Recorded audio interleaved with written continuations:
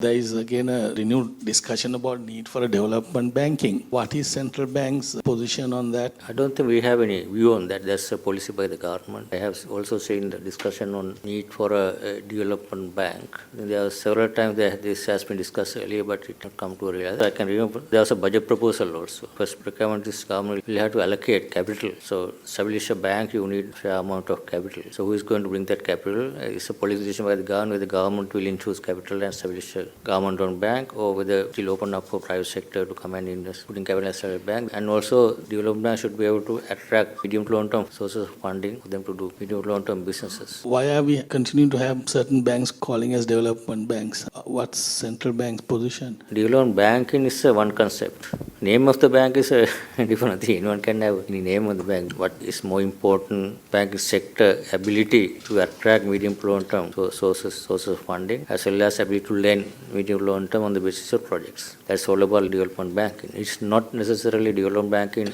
Historically has been something like giving subsidized loans, getting subsidized credit from, say, ADB or other development agencies. I don't think that is a feasible model going forward, because we don't get any subsidized credit for that purpose. Even subsidized credit lending is not going to work. It has to be market-based long-term, medium long-term lending, ability for the banks to raise that kind of funding, and also ability to assess the risk properly and have proper lending standards, assess the creditworthiness, and support all this medium long-term funding by all the banks. That's why I think this concept of development banking is about lack of this mismatch in lending and borrowing. Banks right now in Sri Lanka source of funding mainly deposit based, not even longer term. It's a 1 year deposits are the majority. Difficult to lend longer term when you raise funding through shorter term 1 year deposits. Mobilization. This has to be changed. President last week mentioned about introducing cryptocurrencies.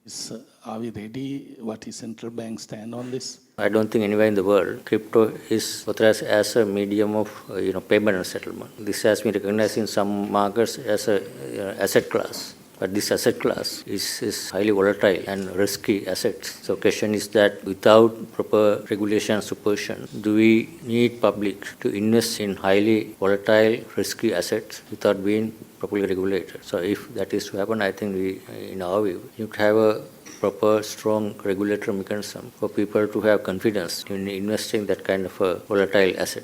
That's one of the reasons why we discouraging people to invest in, for example, unauthorized deposits.